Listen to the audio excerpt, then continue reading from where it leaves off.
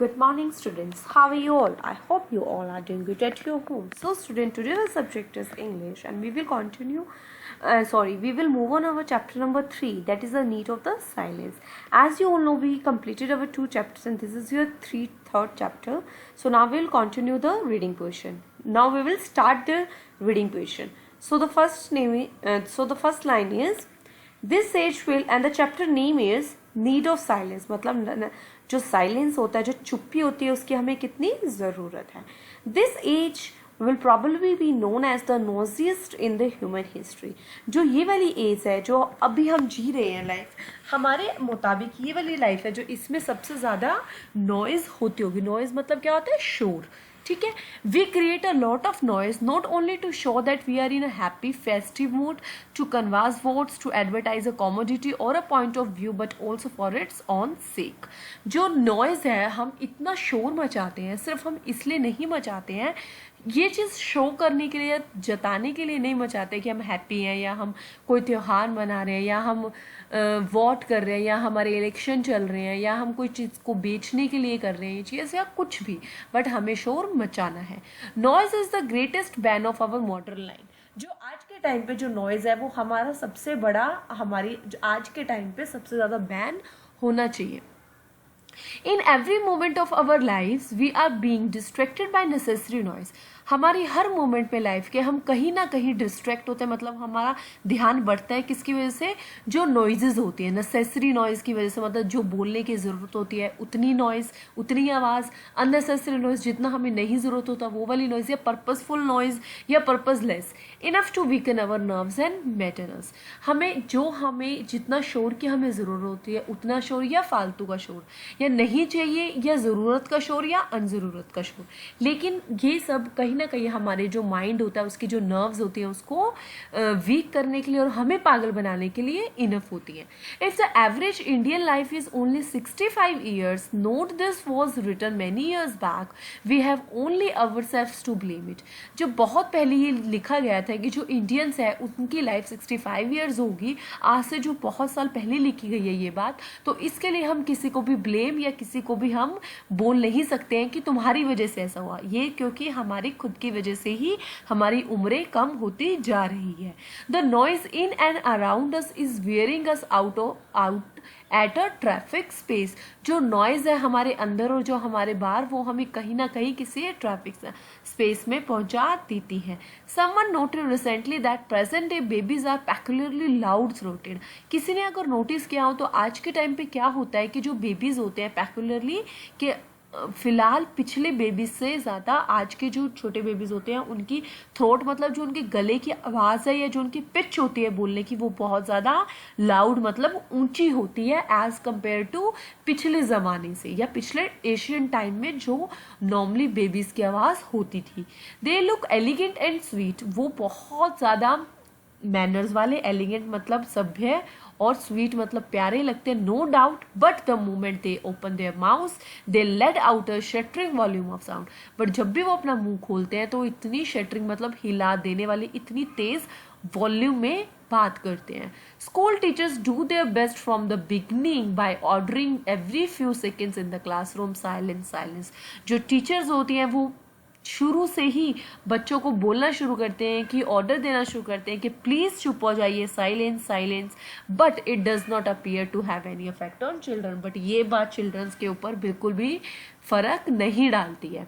They remain the noises creature on the earth. वो हमेशा से ही वो क्रिएचर माने जाएंगे जो सबसे ज़्यादा शोर मचाते हैं इस धरती के ऊपर. I think there will be an all around benefit if a period of absolute silence is introduced in every class time table with the prize at the end of the year for the quietest और the most soft spoken person in the school. ये मेरा ये सोचना है कि हमें चुप रहने से इतने फ़ायदे होते हैं, इसलिए हमें स्कूल में एक ऐसा पीरियड लगाना चाहिए कि जिसके अंदर बच्चे बिल्कुल चुपचाप साइलेंट रखेंगे, और जो बच्चा सबसे ज़्यादा साइलेंट रहेगा पूरे साल में उसे एक अवार्ड दिया जाएगा, और जो बहुत धीरे और प्यार से बात करेगा उसको साल में एक अवार्ड दिया जाएगा. और ये चीज़ हमारे टाइम टेबल का भी पार्ट होनी चाहिए. Hawking in the street has of late become a little too much.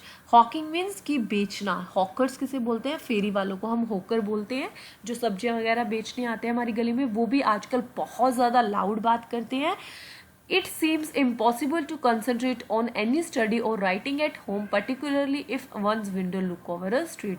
अगर हमें घर पे रह के किसी चीज़ पे कंसंट्रेशन मतलब ध्यान लगाना है, पढ़ाई करनी है, हमें कुछ लिखना है, तो हम वो चीज़ नहीं कर सकते अगर हमारे घर की जो विंडो है वो ओपन है और हमारा घर स्ट्रीट के अंदर है. तो स्ट्रीट मतलब गली के अंदर है.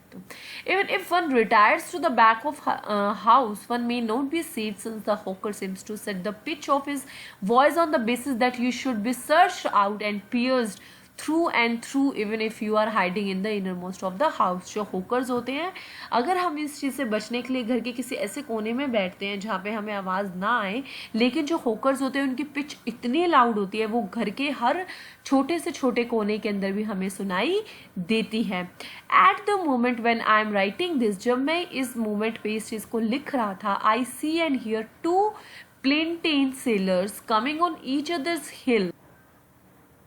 Others heels and almost trying to bawl each other out of existence. मैंने एक चीज़ देखी कि जो दो लोग थे वो क्या कर रहे थे, हियर कर रहे थे और बोल रहे थे. प्लेंटेन सेलर्स मतलब प्लेंटेन हम बनाना काइंड ऑफ एक फ्रूट होता है, हम उसे बोल देते हैं, बट वो बनाना नहीं होता है. वो उसे बेचना चाह रहे थे और वो एक दूसरे के सामने इतना चिल्ला रहे थे कि वो एक दूसरे की आवाज़ ही क्रॉस ना कर पाए. I fear that the grow more food campaign has brought is in only more plaintiffs. I noticed 2 more hawkers coming in the same commodity. कि मैंने देखा है कि एक दो जो हॉकर्स मतलब जो फेरी वाले थे वो एक ही चीज़ को बेचना चाह रहे थे बारी बार, लेकिन एक दूसरे से ज़्यादा चिल्ला के. Now for a variation I suppose a seeker of old paper. मैंने इस चीज़ को करने के लिए एक ओल्ड पेपर लिया. And empty bottles is expressing his wish in a rich space filling voice. A knife grinder is employing an engaged cry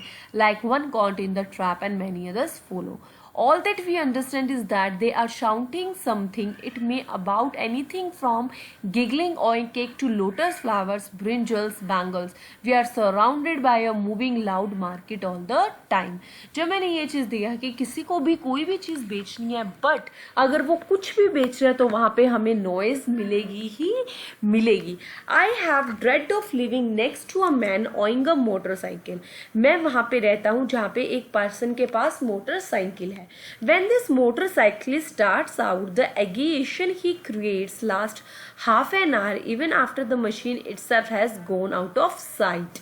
कि एक मोटरसाइकिल है जो रखता है, वो क्या करता है, जब वो उसको स्टार्ट करता है तो आधे घंटे तक वो उसे ऐसे चलाता है कि और इतनी आवाज़ और इतनी साउंड करता है कि जो वो मोटरसाइकिल होता है वो भी अपने आउट ऑफ कंट्रोल हो जाता है. On Sundays this enthusiastic test and touches up his engine whereupon the whole locality is converted into sort of a gold factory. I say gold factory because in my experience it is the most deafening place on earth when the ore is pulverized before being treated with cyanide. This was all I could catch of the whole process when I visited a gold mine some years ago.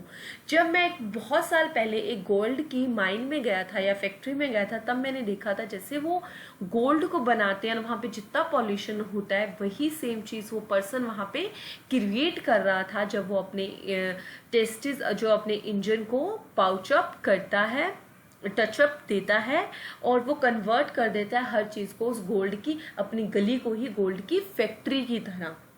क्योंकि अगर हम अर्थ पे इतना pollution फैला रहे हैं तो ये एक साइनाइड से कम नहीं है, मतलब एक जहर से कम नहीं है. Okay, my guide was explaining everything to me in a great detail but I could only see his lips move. There was such a clatter all around. जो मेरा गाइड है वो मुझे हर चीज़ बहुत डिटेल में बताना चाह रहा है, बट मैं उसके सिर्फ लिप्स को ही मूव करता देख पा रहा हूँ क्योंकि यहाँ पे आसपास बहुत ज़्यादा क्लैटर है. ओके, सो क्लैटर मीन्स होता है, हमने कि बहुत ज़्यादा साउंड होनी, कहीं भी एक ही चीज़ की खड़खड़ाने की और बहुत ज़्यादा शोर की आवाज़ कि वो सुन ही नहीं पा रहा है कि उसके वहाँ पे क्या बोल रहा है. It has been the same experience for me in any factory, कि यही वाला सेम एक्सपीरियंस मुझे कब मिला था, जब मैं एक फैक्ट्री में वहाँ पे था. ओके, सो दिस इज, हम आज तक यहीं पे करेंगे. 2 पेजेस हमने कर लिए हैं. This is your homework for today. If you have any doubt so you can ask in your application feedback section. और नेक्स्ट वीडियो में हम हमारे चैप्टर को कंप्लीट करेंगे ना, हम हमारी एक्सरसाइज की तरफ भी मूव ऑन करेंगे. So this is a video from Cosmos international school. Have a good day students.